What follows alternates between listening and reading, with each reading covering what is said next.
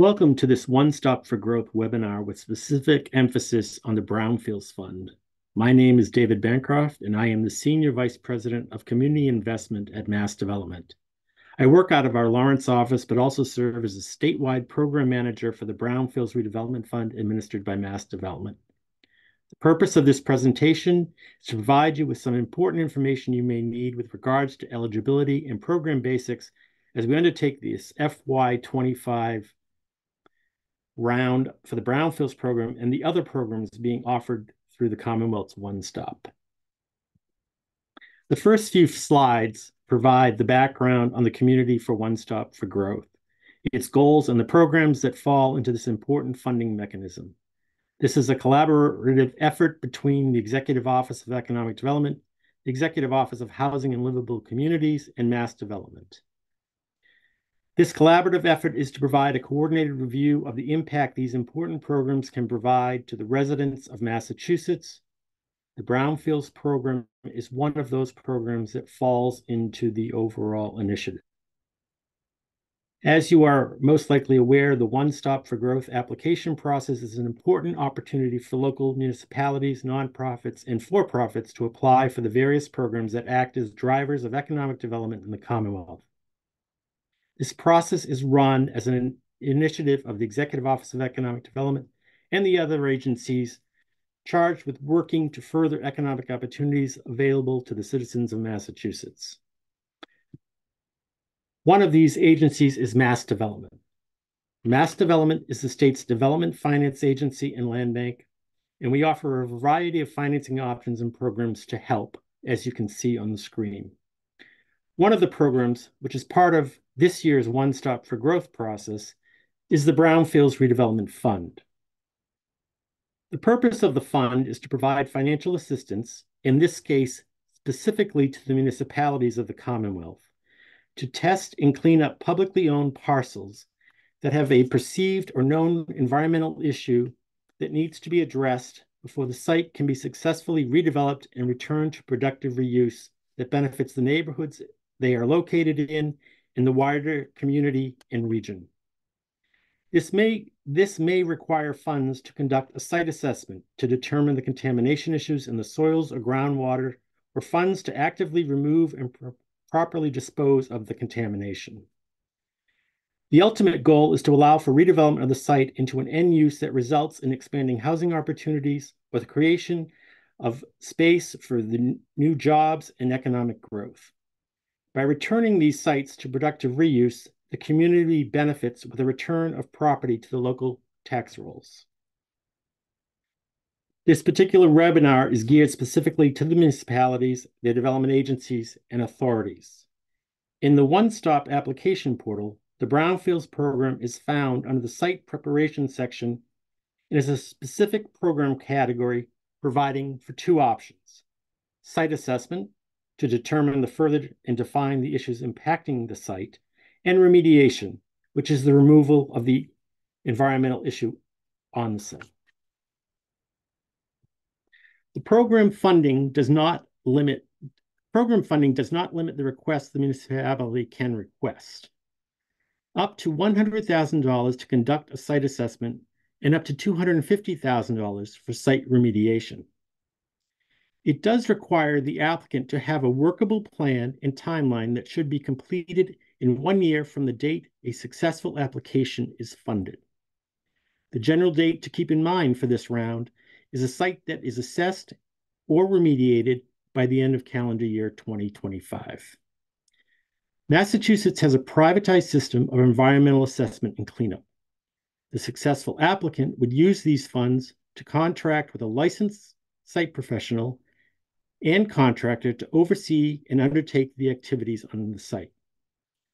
These activities can include the development of a plan for assessing the site, testing and analyzing the soils and groundwater, reporting on the results, developing a plan to address the issue, and follow-up testing, monitoring, and reporting. The funds awarded may also be used to actively excavate, haul, and transport the materials to appropriate receiving facilities.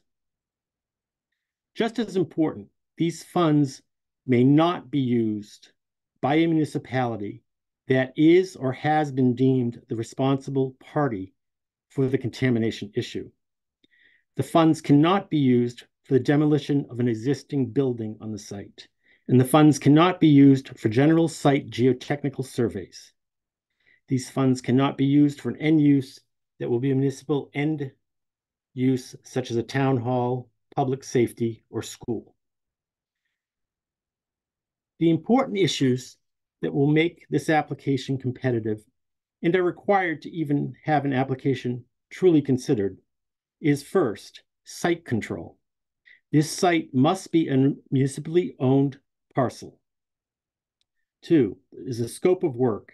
You must provide a proposal and a budget from a licensed site professional or remediation contractor stating the activity and the cost of the work to be performed and a timeline that meets the 1-year requirement. Three is the budget. Does the municipality have access to additional funds to complete any work if the proposal indicates that more funds are needed to complete the work? These can be from other sources, including local funds or EPA funds.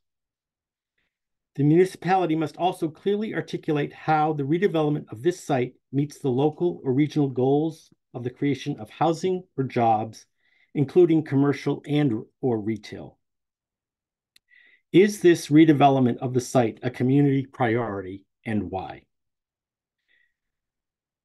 Important attachments that any application should include a copy of the deed showing that the community owns and controls the site.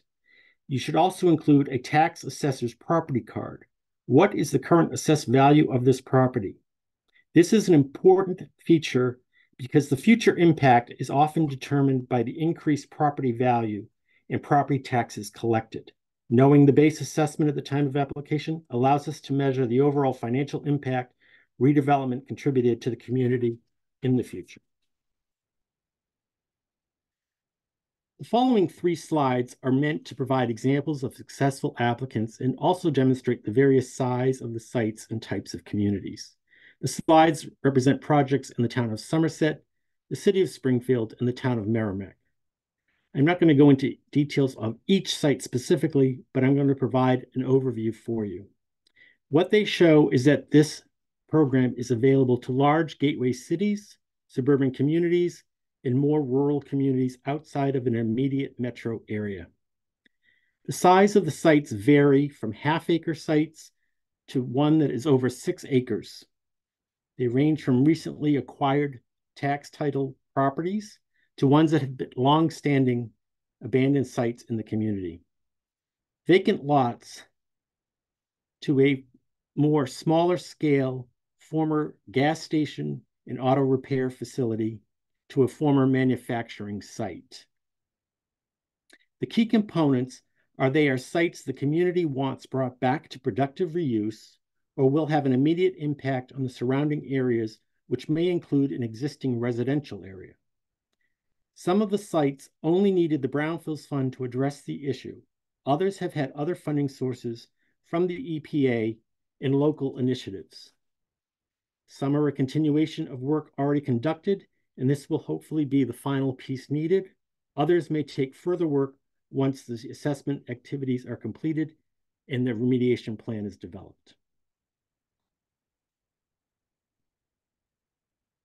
Once the full application is available online from May 6th through June 5th, if interested in the Brownfields program, the municipality should have its own the parcel, and you will select the site preparation continuum, Brownfields site cleanup, and the project focus that best meets or describes your particular project. The final slides describe the timeline and process in more detail. We are currently in the expression of interest phase.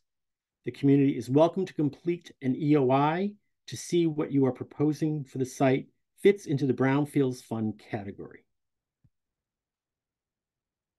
Later, we will be hosting an open office hours specific to the Brownfields program on Monday, March 4th at 1 p.m. We will also then be conducting the review of all applications in the summer, July and August, and we'll be making final decisions in the month of September. During this process, we will be providing guidance and information if you need further information. As I said, the expressions of interest are now open.